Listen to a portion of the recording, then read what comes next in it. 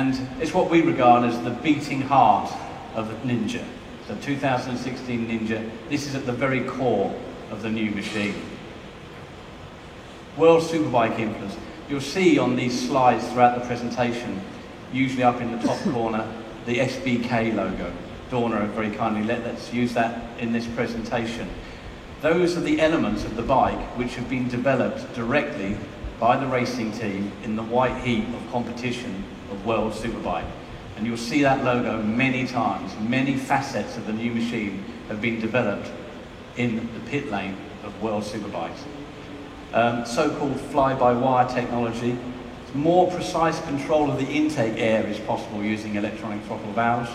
It's important for the electronic rider aids that you'll see explained later on, but also the general function of this powerful engine. So electronic throttle bodies for 2016. The air cleaner box.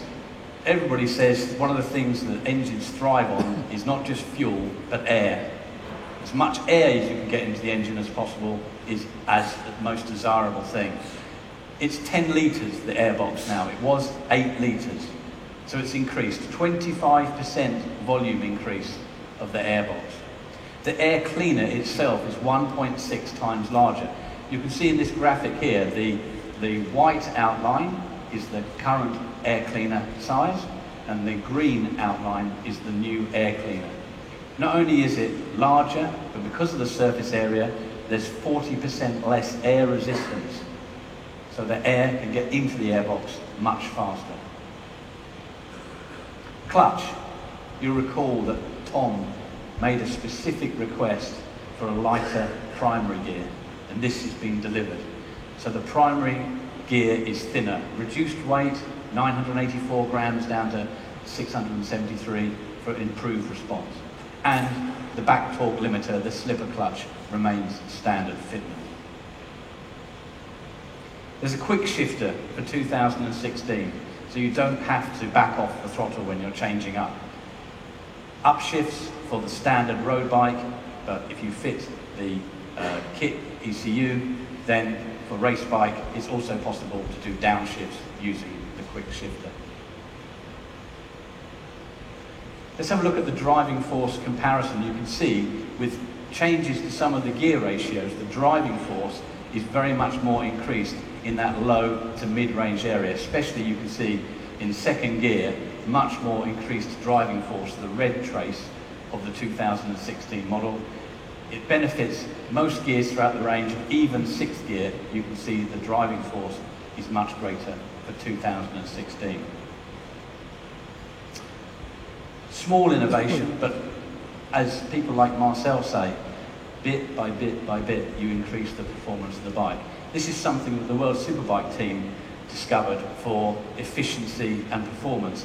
So now, instead of the water going straight round the oil cooler and back, the water is passed through the radiator for more cooling and more efficiency. So the pipe layout has been revised for increased cooling performance of the oil. Electronics. So for 2016, the Ninja ZX-10R comes equipped as standard with an IMU, an inertial measurement unit. I think you've seen that on some other motorcycles in the past. Ours is different in the way that it operates and performs. So it looks at things like pitch, roll and yaw. So pitch, perhaps when you're wheeling or accelerating, roll, bank angle, and yaw, the attitude of the bike in this direction. It assesses all those and many other things through sensors on the bike. And the electronic rider aids are also enhanced by a sixth axis. So 5 axes in the IMU, which is a proprietary Bosch fitment, but the 6th axis is in the ECU. So in the ECU, the Kawasaki part is the 6th axis, some of our unique software. Electronic rider aids, Kawasaki traction control, 3 modes. Each mode has 3 levels of intrusion, and at the top end, on full power, there are 2 more modes. There are Italian Brembo brakes. The front master cylinder is also Brembo, and the size of the brake disc rotor has increased to 330 millimeters, also a Brembo component. What does this deliver? What does this high quality braking package deliver? Stronger initial bite, a more direct feeling. The radial pump master cylinder, every master cylinder is checked at the Brembo factory for idle stroke. Cornering management.